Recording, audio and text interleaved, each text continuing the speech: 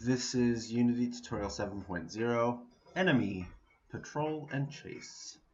Alright, so let's talk about enemies. I'm going to make a little tiny red enemy, maybe pinkish red. Okay, it's going to be a capsule. And it's going to have two what we call states. So this enemy can either be patrolling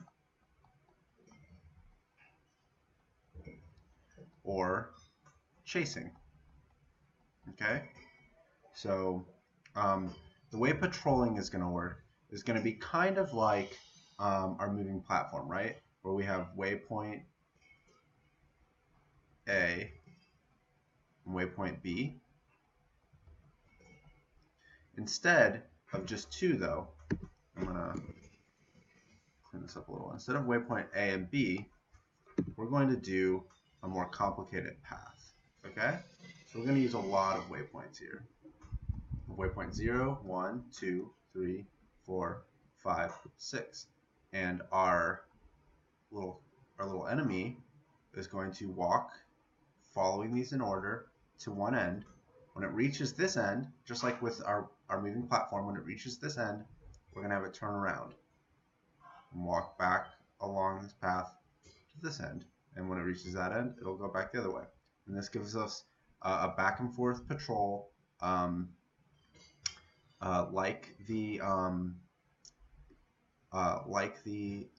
moving platform, but in a more complicated pattern. And why this is nice is because, say we want to have our enemies go around corners, right? So if we want them to kind of go around a corner and move back and forth, this will allow our player the opportunity, if we have like 4 corners here, to sneak past. Okay? And so that creates kind of a more complicated strategy with our enemies. Now, the other state we have is chasing. And so what this means is, if we have our enemy and they're on their patrol and they see the player, it's going to be a little bigger. If they see the player, we want them to follow the player until the player gets away. So the way we're going to judge if the enemy spots the player is we're going to give the enemy a line of sight. We're going to give it a big trigger that goes in front of the enemy, and when the player enters that trigger, the enemy is going to switch from patrolling mode into chase mode. Okay, and then when the player gets far enough away, we're going to switch out of chasing back to patrolling. Okay.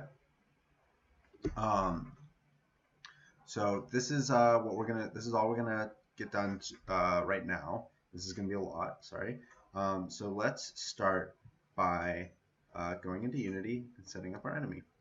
Okay. So first, let's make a new color for our enemy. I'm gonna create a material. I'll call it pink. Make a pink enemy, and I'm gonna set the color to just a nice light pink, maybe to lull the player into a sense of comfort. Okay. So now I'm going to create a capsule, and I'm going to bring it down low, and I'm going to make it a little bit smaller, maybe 0.6 by 0.6. Oops, 0.6 by 0.6. So just a little tiny pink, non-threatening enemy. Okay. I'm going to add the pink material to it. Okay. So now we have our little pink enemy, very cute. Actually, it's a pink capsule. It's not an enemy yet. So, in order to make our enemy, let's create a script. Create C# script in our scripts folder, name it enemy. And let's open it up.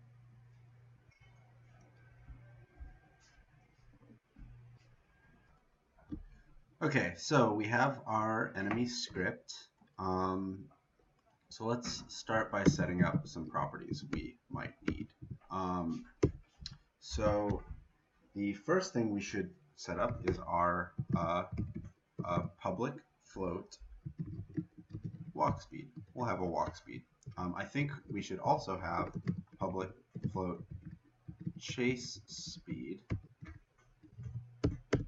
So when our enemy gets agitated, it can move at a faster speed. And we'll have a public float gravity. And oops, I said float. We want public float gravity. Like with our moving platform, we need some waypoints. Now, instead of using individual waypoints like waypoint A and waypoint B, what we're going to use is a flexible list. We're going to use a flexible list of waypoints. So we can have 2 waypoints, 3, 4, 5, 6, 7, 8, as many waypoints as we want. So in order to do multiple waypoints, a collection of waypoints, we're not going to use a list. That's something else. But we're going to use what's called an array. And so the way we set up an array is we take our type, so public transform, our type is going to be transformed, just like our waypoints. We want to get kind of a location out of our waypoints. So we're going to say public transform, and we're going to turn it into an array. And the way we do that is we add a left and a right bracket after the type. So public transform, we'll call it waypoints. Okay. So by adding these brackets, what we've done is we've said that waypoints isn't a waypoint, it is a bunch of waypoints. Let me zoom in here. So waypoints isn't a waypoint, it's a bunch of waypoints. So we have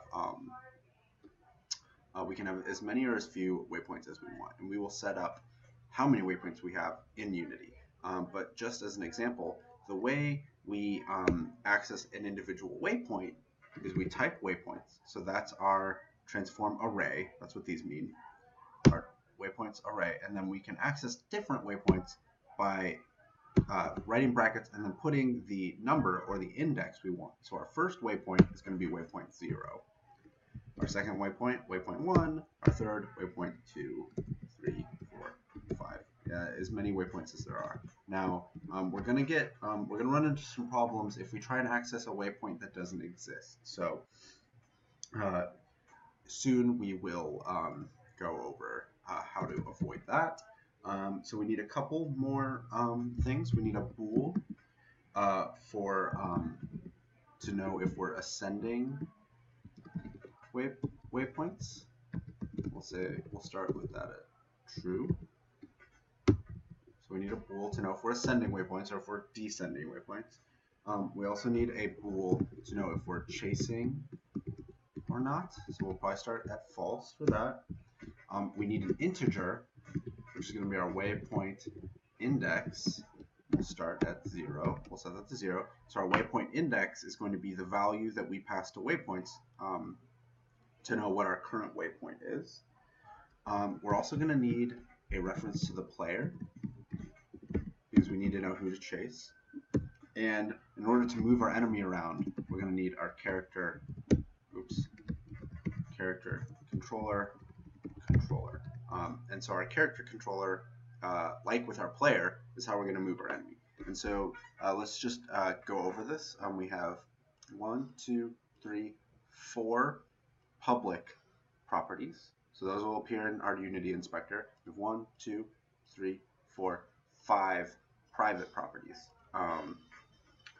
We're going to use all these properties in our script, all these kind of facts about our enemy in our script in order to get our enemy to behave how we want it to. So notice, unlike on our player, our controller is not set to public, and that's because we're going to do something new. We're going to get a reference to this right from the get-go. So we're just going to automate that process. It just makes it a little easier, keeps our public properties a little cleaner. So we're going to say controller in start. So right when the game starts, we're going to get a reference to it. So we're going to say get component character controller and a semicolon. And so what this script does is it looks at our enemy's game object and finds a character controller on it. So we'll add a character controller, but this will automatically get a reference to it. So our controller will be set to whatever character controller is on our enemy. And that's just really helpful for things that can just be referenced from our game object. So So to kind of set up our update method, we're going to do it just like our moving platform. We're going to set up some custom methods. So void patrolling, that's a new method, and void chasing. Okay, and these are going to take 0 arguments. So we have patrolling and chasing, and then in our update function, we're going to say if chasing, if our bool chasing, which is in camel case, so it is a lowercase c, if chasing equals true, so if we're chasing, we want to run our chasing method, okay? So if we're not chasing, we want to run our patrolling method, okay? So just like with our moving platform, we have we can be chasing or we can be patrolling, okay? And so every frame it will be running these methods. So these methods basically become our update methods. That's strange. These methods basically become our update methods if chasing is true or false, right? So anything inside this method is going to run over and over again in our update method. So let's do patrolling first, okay? And so the way patrolling is going to work is kind of like our moving platform. We're going to take our enemy, okay? So we have our enemy, and we're going to take some waypoints. So here's, we'll call this waypoint 0, waypoint 1, waypoint 2, waypoint 3. So unlike our platform, what we're going to do is we are going to first we're going to see which waypoint we should be going to next. And so our waypoint index is going to be equal to 0. And so from our waypoint array, we're going to access waypoint 0, which is going to be this waypoint right here, waypoint 0. So what we're going to do is we're going to turn our enemy to face waypoint 0, whatever our waypoint index is, and then we're going to move them forward. So we're going to point their forward direction. We're going to rotate them to face their next waypoint. We're going to move them forward. So they're going to move forward, and when they get close to this waypoint, we're going to add 1 to our waypoint index, right? And so now our waypoint index is 1, and so now we're going to turn to look at waypoint 1, and we're going to move forward. When we get close, we're going to go up to waypoint 2, right? And we're going to turn and face waypoint 2, and then we're going to walk towards it at our speed, so on and so forth. Now when we get to 3, when we get to waypoint 3, our last waypoint, so when we get to our last waypoint, we're going to tell our enemy to switch from going up waypoints to going down waypoints. So we're going to start descending instead of ascending. So ascending means going from 0 to 1 to 2 to 3, going up, and descending means going down. So 3, 2, 1, 0. When we get to 0, we'll turn back around. Okay? So let's go into our code and walk through this. So patrolling. The first thing we want to do is we want to turn and look at our first waypoint. And so the way we're going to do this is first we're going to store, we're going to create a temporary rotation. Okay, I'm going to set this equal to our transform rotation dot Euler angles. Okay, and so just to explain kind of what's going on here is we're going to store our current rotation in this value called temp rotation. And so we take our transform.rotation, and our rotation, if you look here, if we hover over this, you can see that rotation's type, oops,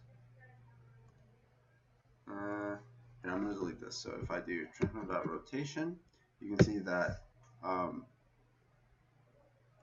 it's weird, it was just showing it. Well, dot rotation, you can see in our highlighted rotation here that our type here is quaternion. And a quaternion actually has 4 values. It has x, y, z, and w. And so we can't store 4 values in a vector 3, right? So we need to turn this rotation into something that's called Euler angles, which is an x, y, and z representation of rotation. So that's our vector 3 Euler angles, okay? So that's why we can save that as a vector 3. Now, what we want to do is we want to, we're going to tell the enemy its transform. We're going to use this method. You might recognize this.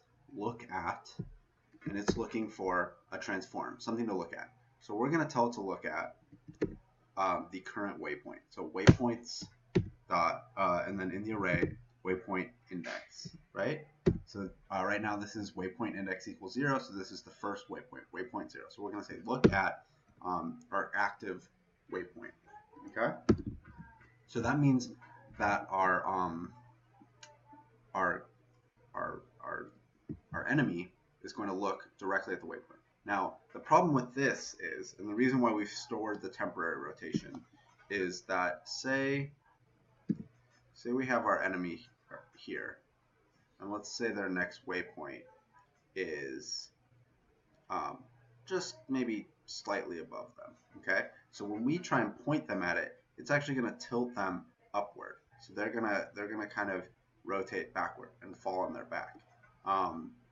So what we want to do is we want to tell them to look at this, but then we want to make sure that they only look at it around the y-axis. So the y-axis is up and down. So we're gonna keep the y rotation so that they look. If we want to look at the y-axis from above, we can take the x-axis and the z-axis. So this is z, right as x, and so to rotate around the y-axis, which is coming straight at us, which would be straight up, if we want to spin around this axis, that means that we're actually getting a direction pointed from a top-down angle. Yeah, I know that's a little strange, so we're going to store this rotation and then reset the x and the z rotation back to what they originally were, and that'll make sure that we're only turning in this green direction. We're not turning in the red and blue, and I can show that in Unity a little better actually. So if we have our enemy, if I select our enemy and I switch to rotation, you'll see that the it's kind of hard to see from this angle, but you'll see that the green handle on the rotation spins the character as if they're looking. The blue makes them look that way, the red makes them tilt sideways, right? So we want our rotation to only affect this y value, which will get them to turn and look at something, but not look up or down or sideways, okay? So a little long-winded, but this is a very complicated kind of process here, and I just wanted to explain why we're doing it. We then take the original, so we take the temp rotation, which is our original rotation, we take the y, and we set that equal to the transform.rotation.Euler-angles.y. So basically what we do is first we save the rotation, we look at the waypoint, and then we take it takes our transform and it rotates us to look at it. Then we store just the y value of that rotation, put it back into our original rotation, okay?